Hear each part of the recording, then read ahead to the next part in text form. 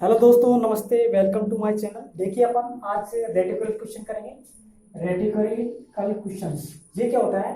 तो ये होता है अब टेंस कोई हमें एनिमल कोई सेंटेंस दे देता है, फिर उसके बाद ये पूछता है कि इसमें कौन सी फिगर ऑफ स्पीच यूज हुई है। तो देखिए, rhetorical questions of tense and any questions ये किसी भी क्वेश्चन में हो सकता है, and but for the emphatic effect. और इसका प्रमुख कार्य क्या होता है? एपिथेटिक यानी किसी चीज पे जोर देना होता है। जोर देना यानी एपेथेटिक्स इफेक्ट बनाता है। इफेक्ट क्या होता है? प्रभाव। एपेथेटिक्स यानी होता है जोर देना, और इफेक्ट यानी क्या होता है? प्रभाव बनाना।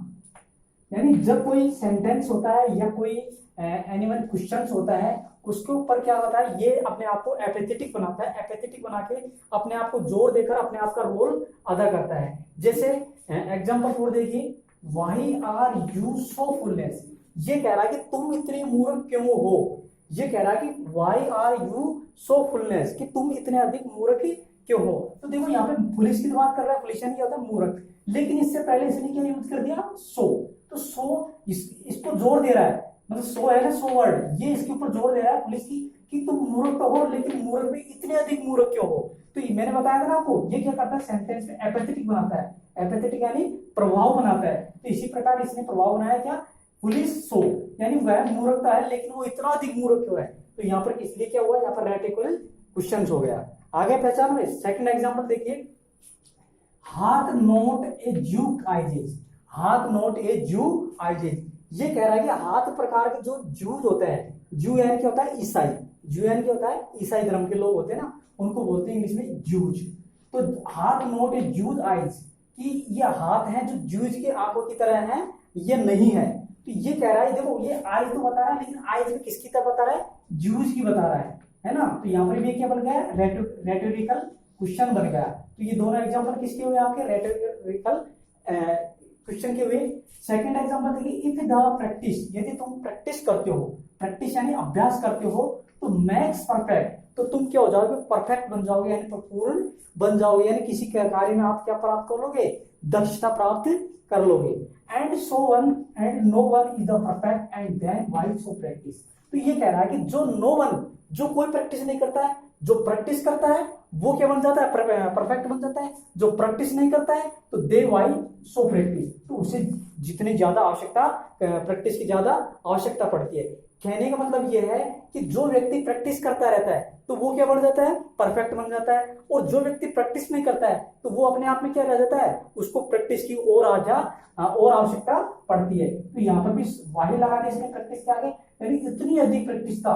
तो इतनी अधिकता प्रैक्टिस तक किसको आवश्यकता पड़ जाती है? जो प्रैक्टिस की आवश्यकता को यूज में नहीं, नो वन यानी नहीं लेता है ना।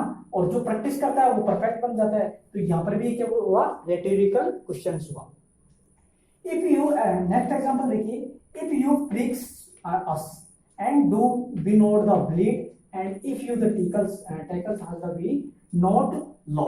देखो, इसमें भी आपको पहचानना होगा कि ये rhetorical questions figure of speech इसमें क्यों यूज हुआ है। तो देखो, इसमें सीधा सीधा आपको पता लग रहा है कि इफ यू टैकल, ये कह रहा है यदि तुम किसी चीज को टैकल करते हो, टैकल यानी उसको हैंडल करते हो, यानी अपने आप में पहचानते हो, तो you to be not law, तो तुम उस पर क्या मत करो? Don't be not law. Law यानी असो मत। यदि तुम किसी चीज को हैंडल करना चाहते हो तो उसके ऊपर आप क्या मत करो? लॉ यानी असो मत हो। तो यहाँ पर देखो क्या हुआ, इधर को तो ये बात कर रहा है टेकिंग, और इधर बात कर रहा है क्या?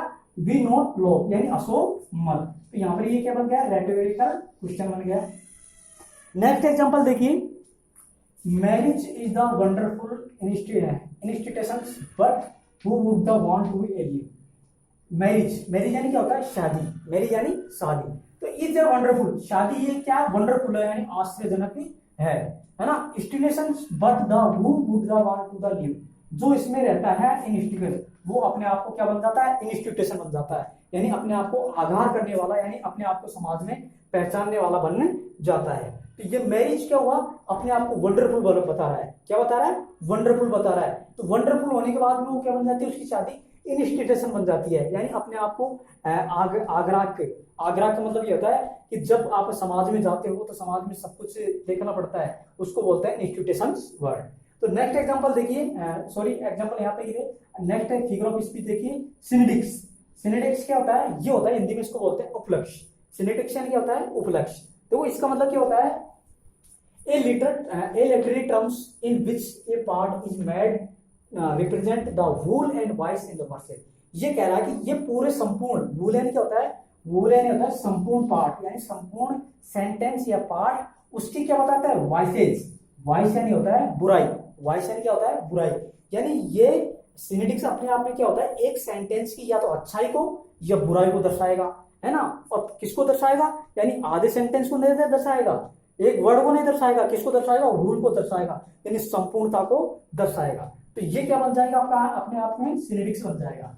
सिनेडिक्स अपने आप में क्या होता है, ए लिटरेरी टर्म्स, एक लिटरेरी फॉर्म होती है, इन विच ए पार्ट, एक पार्ट में, एक भाग में, इज मेड टू रिप्रेजेंट, जो क्या करती है, रिप्रेजेंट करती है, प्रतिनिधि करती है, द होल एंड वॉइसेज, इसको करती है होल एंड संपूर्ण, एंड वॉइसेज वॉइसेज, यानी उसमें क्या होगी, या तो अच्छाई होगी या बुराई होगी, यानी उसको दर्शाने का काम करने का कौन करेगा, सिनेडिक्स। तो उसे क्या बोलेंगे अपन, सिनेडिक्स बोलेंगे। जैसे एग्जांपल देखिए, a fleet of the 50 of self lift and the harbour. देखो फ्लीट यानी क्या होता है, फ्लीट यानी बोलते हैं अपन इंग्लिश में, फ्लीट जो जहाज होते हैं ना बंदरगाह, तो वहां पे बड़े बड़े होते हैं, उनको बोलते हैं फ्लीट, यानी जहाजों का गोदा। हिंदी में क्या बोलते हैं, जहाजों का गोदा। Of 50 and sail lift in the harbour, harbour यानी क्या होता है, बंदरगाह। हार्बर यानी क्या होता है इंग्लिश में, बंदरगाह। ये कह रहा है a fleet of the 50 sail lift the harbour, यानी ये फ्लीट अपने आप को क्या छोड़ जाता है बंदरगाह पर, बहुत सारे अपने जहाज सामान होता है उसको छोड़ जाता है। तो ये क्या हुआ, अपने आप में सिनेडिक्स हुआ। तो ये क्या हुआ, इसकी किसके बारे में बात कर रहा है, फ्लिप्ट। फ्लिप्ट यानी जहां पर बंदूकों पे सामान होता है उसको हार्बियर के बारे में बताया गया है। तो ये क्या हुआ, आपका सिनेडिक्स बन गया। सेकेंड एग्जांपल देखिए, a Daniel comes for to the judgement. A Daniel, Daniel देखो नेगेटिव सेंस होता है, हमेशा डेनियल वर्ड को किसमें यूज किया जाता है, नेगेटिव सेंस में, यानी नकारात्मक रूप में। कि डेनियल कम्स टू जजमेंट, एक निर्णय होता है, जैसे जज एक निर्णय सुनाता है तो उसमें डेनियल आते हैं। डेनियल का मतलब जानते हो, कभी पक्ष कभी अपक्ष, कभी पक्ष कभी अपक्ष, यानी कभी लो एंड कभी इफ, यानी कभी इफ या लो, कभी उतार कभी चढ़ाव। तो ये कह रहा है कि ए डेनियल कम्स टू जजमेंट, यानी एक निर्णय में जब उतार चढ़ाव आ जाते हैं, नेगेटिव सेंस आ जाते हैं, तो ये बन जाता है आपका, वो बन जाता है डेनियल बन जाता है। तो डेनियल बन के ये अपने आप में क्या बन गया है, सिनेडिक्स बन गया, यानी उपलक्ष्य बन गया। अब देखिए next example, A moon of the 70, A moon of 70 winters. ये कह रहा है कि एक आदमी जो 70 साल का, एक आदमी जो 70 साल, साल का मतलब क्या हो, विंटर्स, विंटर्स यानी क्या होती है, सर्दियां। ये कह रहा है कि एक आदमी 70 सर्दियां, 70 सर्दियों का मतलब क्या हुआ, यानी वो 70 साल का हो चुका है। तो एक आदमी को क्या बताया गया है यहाँ पे, उसकी अच्छाई या बुराई, यानी उसके जीवन की विशेषता को बताया गया है। तो ए मैन ऑफ 70 विंटर्स, यानी एक आदमी ही क्या है, उसकी 70 साल के, यानी 70 विंटर्स यानी सर्दियां गुजर चुकी है, यानी वो 70 साल का हो चुका है। तो यहाँ पर भी ये क्या बन चुका है, आपका सिनेडिक्स बन गया, सिनेडिक्स बन गया।